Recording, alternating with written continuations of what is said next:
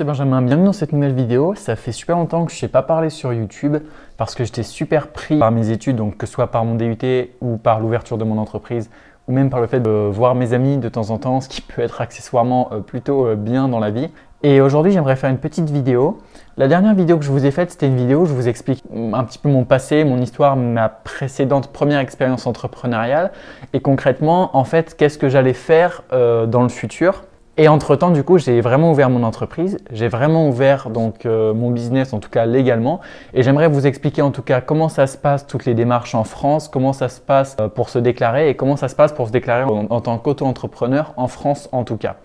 Donc voilà tout simplement le sujet de la vidéo. Alors, je veux tout simplement vous prévenir, j'ai pas la prétention d'être un comptable, j'ai pas la prétention d'être un expert là-dedans. Simplement, je vais vous expliquer un petit peu comment ça s'est passé pour moi, mon retour d'expérience. Donc, prenez-le plus comme une story time que comme de réels conseils d'un comptable. Évidemment, rien ne pourra remplacer les conseils d'une personne qui est réellement dans cette profession.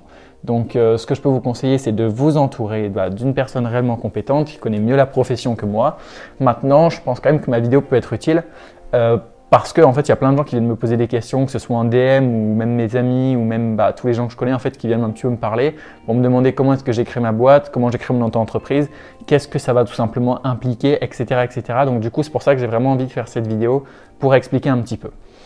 Donc il faut savoir que moi, j'avais quelque chose qui me tenait vraiment à cœur, c'était d'ouvrir ma boîte le jour de mes 18 ans. Voilà, c'était symbolique. Je voulais que le jour de mes 18 ans, j'ouvre ma boîte. Donc du coup, le 22 novembre 2020, j'ai ouvert mon entreprise. Et donc, comment ça se passe concrètement pour ouvrir son entreprise?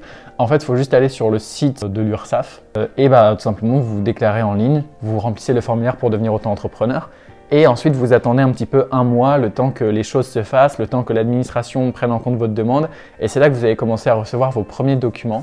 Donc j'ai tous sous les yeux. En fait, les premiers documents que vous allez recevoir, donc je ne vais pas vous les montrer parce que forcément c'est confidentiel, mais vous allez recevoir deux premiers documents qui vont en fait vous expliquer quel est votre statut, ce que vous avez le droit de faire, pas de faire. Ils vont vous lister votre numéro de sirène, etc. Votre numéro en fait d'entrepreneur tout simplement que vous allez devoir mettre sur toutes vos pages de mention légale de votre site web, etc. Il y a autre chose que vous devez faire aussi au moment où vous vous déclarez en ligne. C'est que vous devez, par exemple, si vous êtes étudiant, si vous avez moins de 22 ans, que vous êtes un repreneur d'entreprise, vous allez en fait payer moins d'impôts pendant l'équivalent d'un an. Ça s'appelle l'exonération ACRE, ACRE, et ça va vous permettre de payer moins cher. Donc, comment ça se passe tout simplement? En fait, vous allez donc faire votre déclaration sur le site de l'URSSAF et ensuite vous allez faire une déclaration à part, une déclaration de demande d'ACRE. Et si c'est accepté, vous allez payer moins d'impôts, ce qui est quand même non négligeable.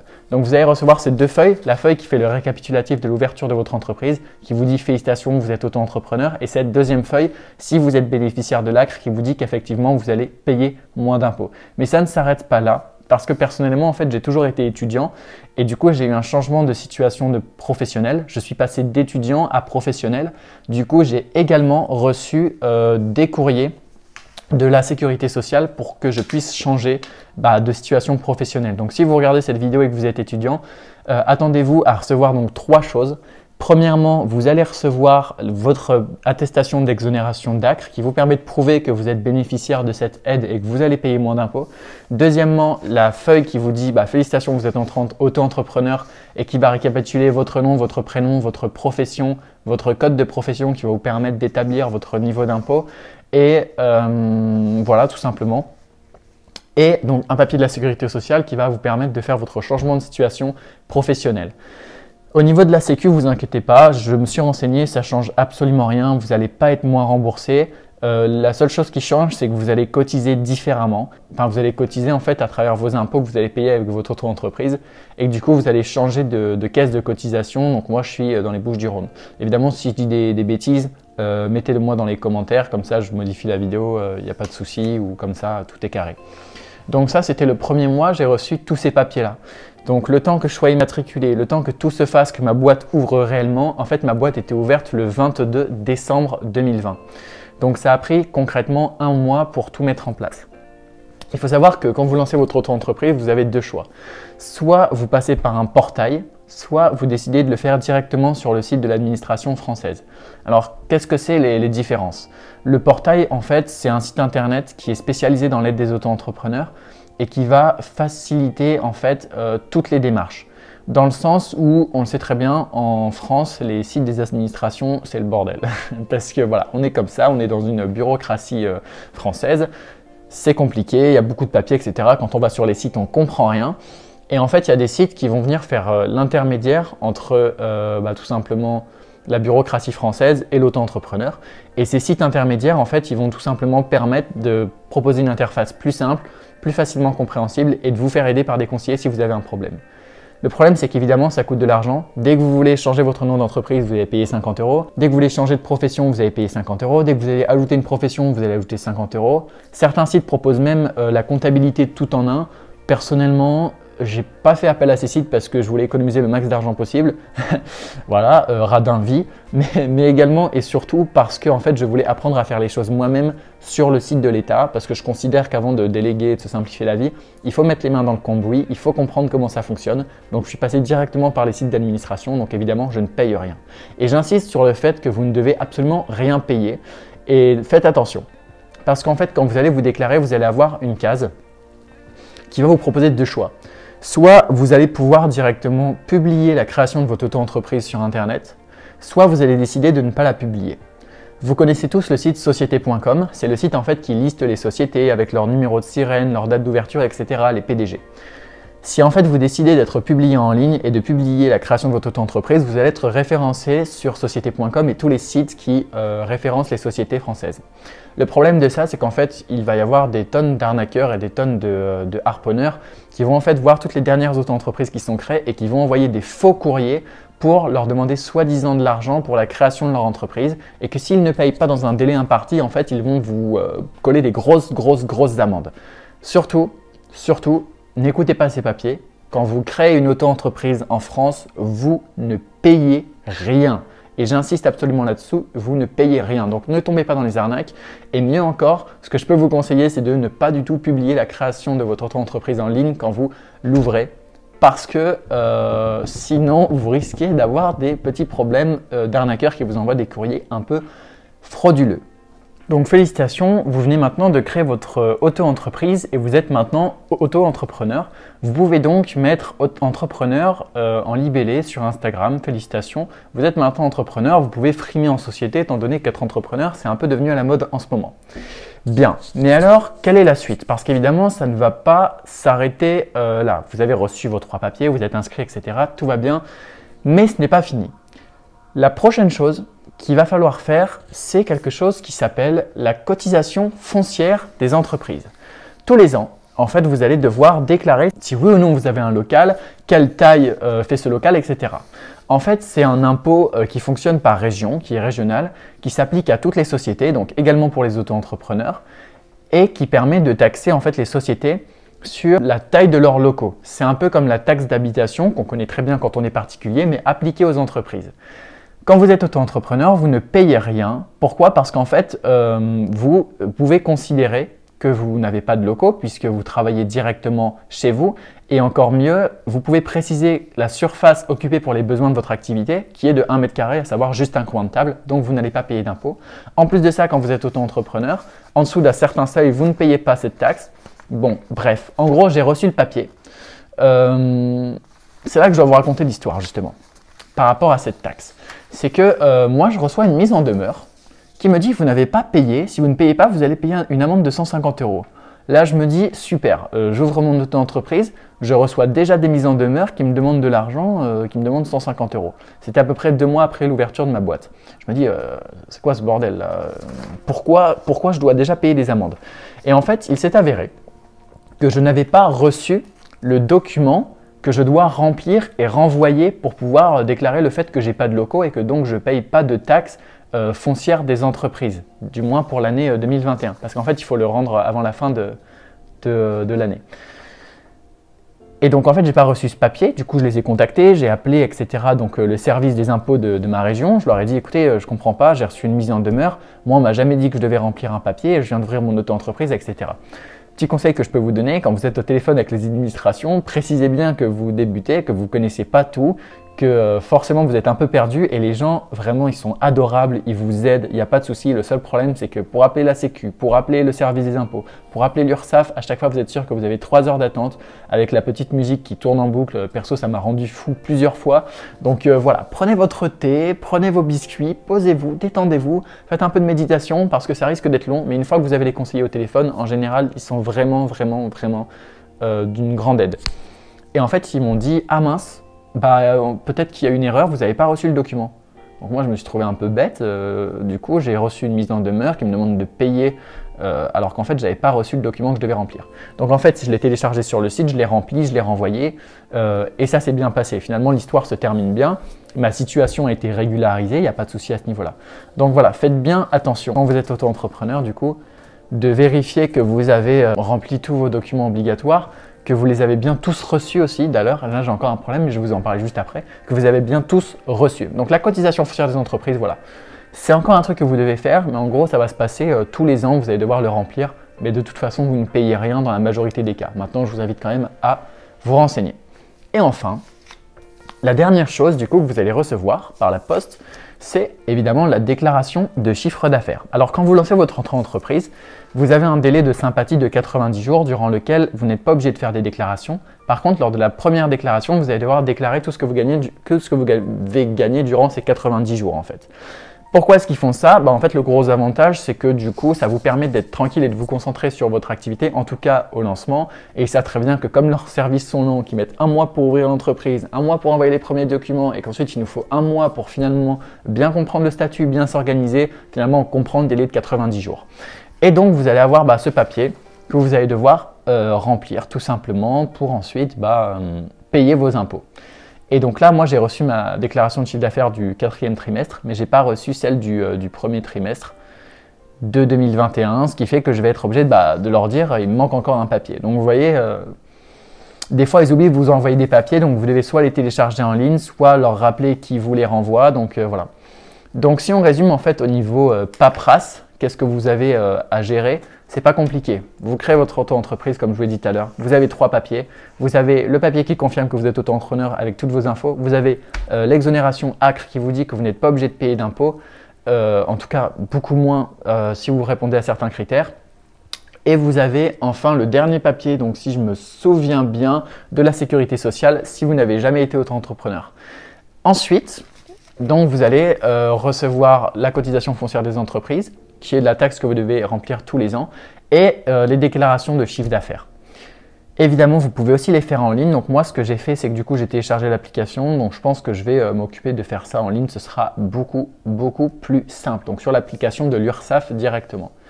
Je tiens juste à préciser que moi, je suis en activité libérale pour l'instant. Ça veut dire qu'en fait, en gros, quand vous êtes auto-entrepreneur, c'est un autre détail que vous devez savoir, c'est que vous payez des impôts en fonction de votre activité, pas en fonction de votre statut. Vous avez différentes activités, que ce soit activité libérale, artisanale ou commerciale, et à chaque activité, il y a un montant d'impôt différent et un seuil maximal de chiffre d'affaires que vous pouvez faire. Quand vous êtes dans une activité commerciale, vous pouvez faire maximum à peu près 70 000 € de chiffre d'affaires, alors que quand vous êtes dans une activité artisanale ou libérale, vous pouvez faire maximum 26 000 € de chiffre d'affaires. Et ça va nous amener sur le prochain point. Concrètement, comment je m'organise pour gérer tout ça, parce que c'est un sacré foutoir. Non, je rigole. Concrètement, comment je m'organise? Eh bien, c'est très simple. Déjà, j'ai fait 4 pochettes. Pour l'instant, je m'organise comme ça. Évidemment, je n'ai pas la science infuse. Peut-être que ce n'est pas la meilleure manière de faire, j'en ai aucune idée. Pour l'instant, j'ai fait 4 pochettes. J'ai une pochette en gros pour la Sécu. Donc dedans, je mets tous les documents relatifs à la Sécu, à mon changement de situation professionnelle. J'ai ensuite une pochette où je mets les papiers importants. Donc c'est celle-là. Pourquoi je mets les papiers importants là-dedans? Très simple, c'est qu'en fait, les papiers importants pour moi, c'est quoi? C'est mon exonération d'ACRE qui dit qu'effectivement, je peux payer moins d'impôts et tous mes documents qui donnent tous les détails de mon entreprise avec mon numéro de sirène, mon activité, mon libellé d'activité, etc. Ça, c'est des trucs que je dois conserver très précieusement et que je mets dans une pochette à part. Ensuite, j'ai 2 pochettes. La pochette à régulariser et la pochette traitée. Dans la pochette à régulariser, je vais mettre tous les documents qu'on m'a envoyés que je dois remplir et que je n'ai pas encore remplis. Donc par exemple, ma déclaration de chiffre d'affaires du 4e trimestre 2020, je vais la mettre directement dedans, tout simplement parce qu'il faut que je la remplisse une fois que je serai arrivé à la bonne date. Ensuite, j'ai la pochette traitée où je vais mettre directement tous les papiers et tous les documents que j'ai déjà traités et qui sont OK.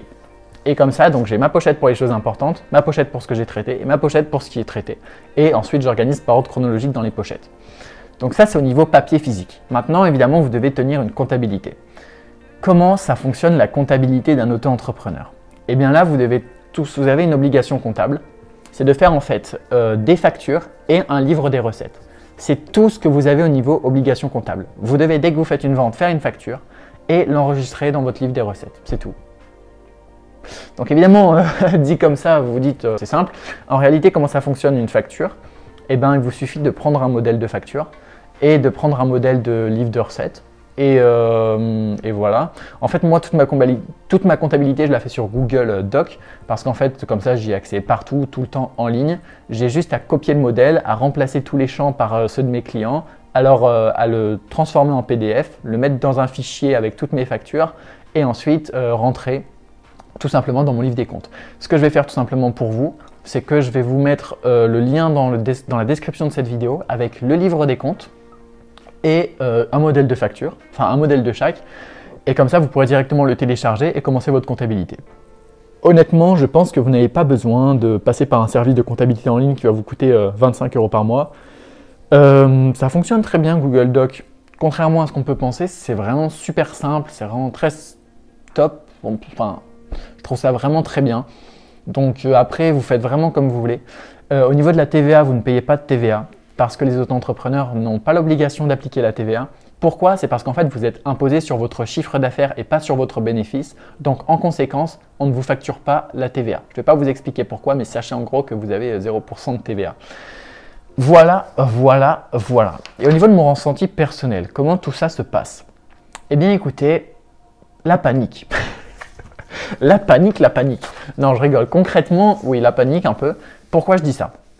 La raison, elle est très simple, c'est que vous allez recevoir des tonnes et des tonnes et des tonnes de documents et d'institutions importantes en plus. Donc, vous allez commencer à flipper. Quand vous recevez un courrier des impôts, pour la première fois, vous avez peur. Quand vous recevez un courrier de la Sécu, vous avez peur. Quand vous recevez un courrier de l'URSSAF, vous avez peur. Parce que vous savez, l'URSSAF, dans l'opinion, en tout cas dans l'inconscient collectif des gens, tout le monde se dit c'est le méchant qui vient taxer tout le monde et tout.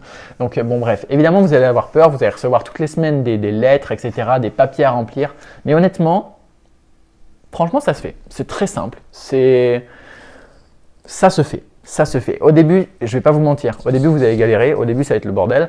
Mais comme je le dis, remplissez tous les papiers sans vous poser de questions et tout va bien se passer. Voilà, tout simplement. Et donc, moi, ma boîte est ouverte, je suis content. Je n'ai pas encore fait ma première déclaration, mais bientôt. Et en tout cas, je suis vraiment content de faire cette expérience et de pouvoir en tout cas vous partager tout mon retour d'expérience.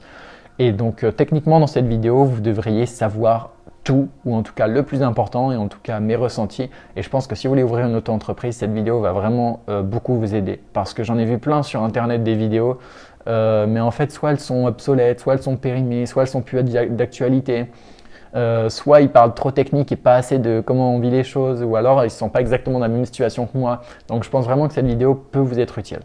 Voilà. Donc j'espère que cette vidéo vous a plu. Si c'est le cas, pouce bleu, commentaire, like.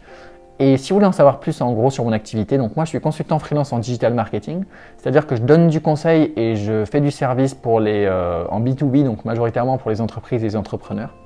Aujourd'hui mes services majoritaires c'est la création de sites web. Donc là en ce moment je suis en train de faire le site web d'un influenceur qui a à peu près 700 000 abonnés il me semble. Et donc je suis en train de lui aider à faire un site e-commerce. Mais également, je fais du conseil pour se développer sur les réseaux sociaux. Donc voilà, tout ce qui touche à ça, au commerce et au marketing en ligne. D'ailleurs, vous pouvez visiter mon site web en cliquant sur le lien juste en dessous de cette vidéo. Vous êtes libre de le faire, je ne vous force pas du tout. Mais voilà, si vous avez envie, vous pouvez y aller, il n'y a pas de souci. Et ça va vous permettre de voir un petit peu mes services. Donc ce que je fais beaucoup, comme je vous l'ai dit en ce moment, c'est création de site web. Voilà. Il faut savoir que moi, je ne fais pas de la création de site web très technique en mode je fais des gros codes très complexes que personne ne peut comprendre. Je ne fais pas du tout ça. Moi, je fais des sites web avec des logiciels, ce qui me permet de faire quelque chose de plus simple. Enfin, entre guillemets simple parce que j'utilise WordPress. Ça peut paraître simple, mais ce n'est pas forcément simple pour tout le monde. Mais je ferai peut-être une vidéo là-dessus. Et en fait, je me positionne pas vraiment comme un développeur, mais plus comme un product designer dans le sens où je vais pas juste créer un site, je vais créer un site optimisé sur le plan marketing, sur le plan SEO, sur le plan génération de trafic, sur le plan conversion des clients, sur le plan fidélisation, sur le plan design, sur le plan esthétique et sur toutes ces choses qui vont faire en fait que votre site à lui-même sera un business viable et qui fonctionne et qui vous permet d'atteindre votre objectif. Et c'est ça vraiment aujourd'hui que j'essaye de créer. Je mets toutes mes compétences pour pouvoir réussir à créer un site du futur en fait. Vous voulez plus de trafic, vous aurez plus de trafic. Vous voulez créer un réseau social, je vous fais un réseau social. Voilà, il suffit de demander. Donc vous cliquez sur le lien juste en bas.